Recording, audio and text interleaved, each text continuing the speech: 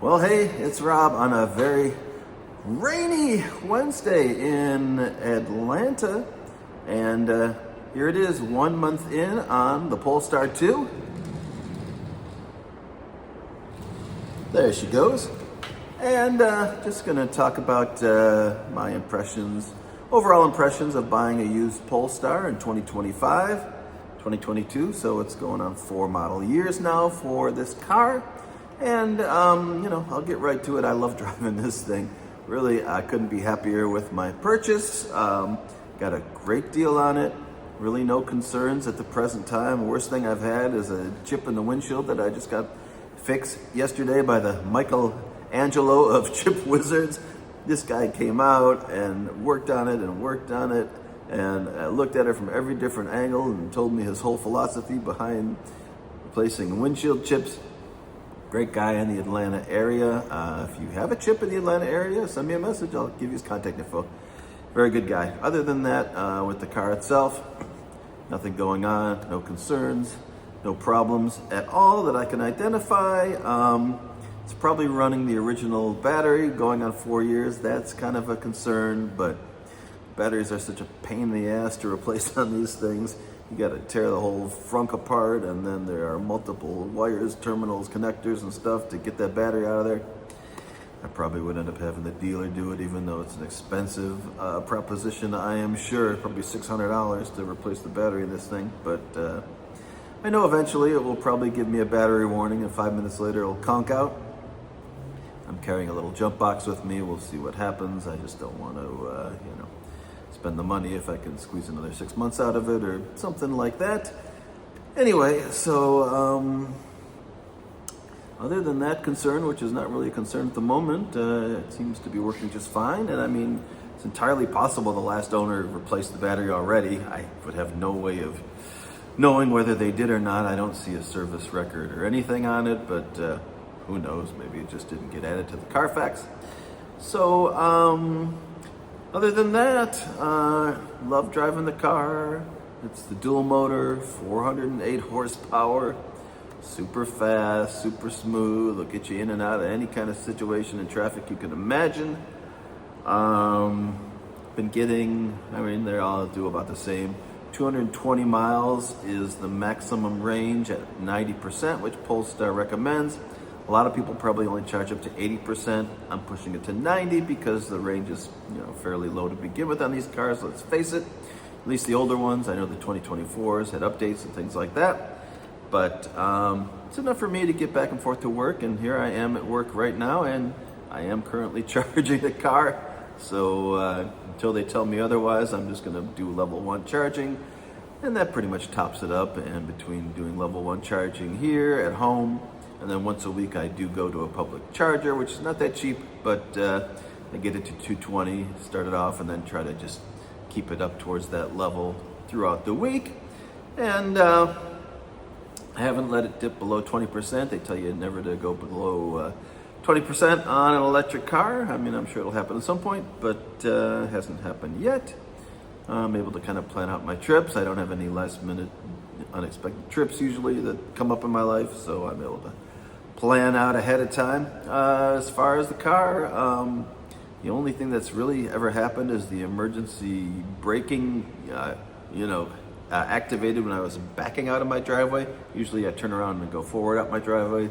This time I was going backwards out of my driveway. My wife is in the car, and it just clamped down and, stopped you like this. And so we thought we hit something. It was very scary. My wife was very upset. Turns out there was nothing back there. We've just had our roads repaved, and so the level is a little different on the street in our driveway, and I guess it just saw that as like I'm gonna hit a curb or something like that. Was in no danger of hitting anything, but it did stop extremely short. I know you can go into settings and change it to a late onset of the emergency braking. May come to that. Right now I've left it at standard. The settings I use are all the standard settings. I don't have creep. I have standard regen. I have standard feel for the steering wheel, and all that stuff seems to be just great. I'm very happy to drive the car using the recommended standard settings on the vehicle. Like I said, Other than that, no real concerns, issues. I put 2 new tires on it a couple weeks ago just because I bought it at a dealership. They had put these front tires on, but the back tires were the original Michelin's, I guess, or whatever. They were getting a little low.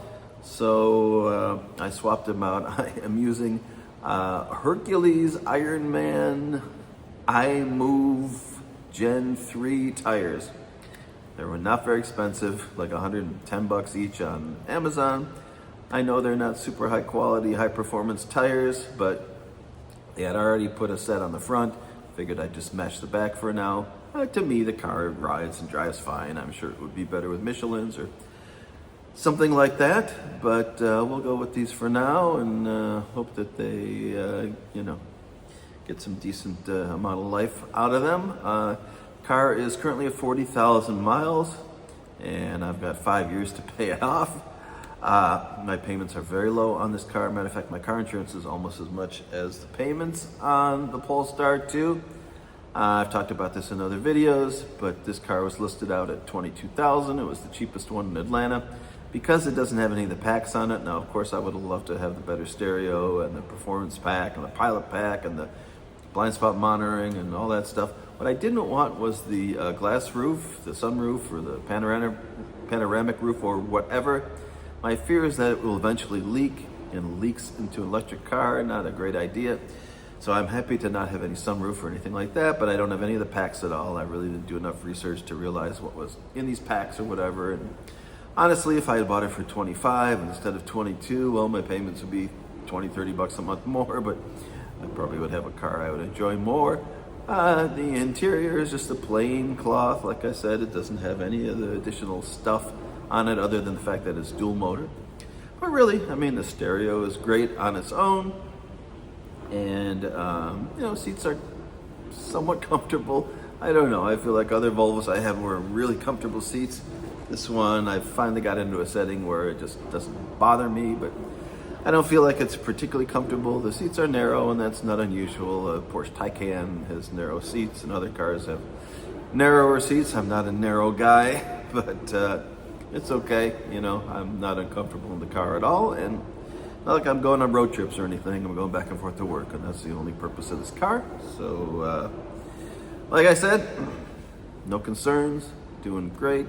No issues that I have identified at the present time, other than changing a couple tires out, fixing the crack in the windshield. Really nothing else has gone on with this car, other than the fact that, and I've talked about it, when the rear hatch opened, it hit the roof of my garage and scratched the trunk lid. I had to put a little badge over the back of it to cover it up, but I have now limited the amount of trunk travel. I think I made a video showing how to do that, or talked about it. And other than that, I'm just gonna ramble on about nothing at this point. So yeah, the verdict is Polestar 2, dual motor, 40,000 miles, that I bought a month ago in 2025, so approaching 4 years. 100% happy with it, thrilled to be driving it every day. Super smooth, comfortable, quiet, blazingly fast, insanely fast. And I do have the balance of the factory warranty, which is good through probably around July. I think I planned that out because I don't feel that Polestar is going to be around much longer. By July, the company may not be around selling cars in the United States anyway, so the warranty might be worthless at that point, even if you have one. I don't know. It just seems insane that Polestar stopped selling the 2, which is a great car, and instead is selling the 3, which is an $80,000 car that, nobody wants to spend that money on an electric car. And the fact that they are only, selling one car, and they have one dealership in the Atlanta area. I mean, they're just not getting themselves established in any way in the United States, and don't have a product line that most people are interested in. So, Polestar may still exist in, Europe or wherever, but I'm guessing its days are numbered in the U.S. That, of course, could be the case for Rivian and Lucid and other companies, too. They just don't have a lot to offer, and what they do is very expensive, and now there are no $4,000 or $7,000 government payments. I got the $4,000 off of this car, bringing it down to about $18,000, and that was a pretty good deal, so couldn't pass it up. All right, Polestar 2. 1 month in, we'll check in occasionally and see how I'm doing with this, see if there's anything going on. But for now, there she is one more time. Loving it. All right, bye.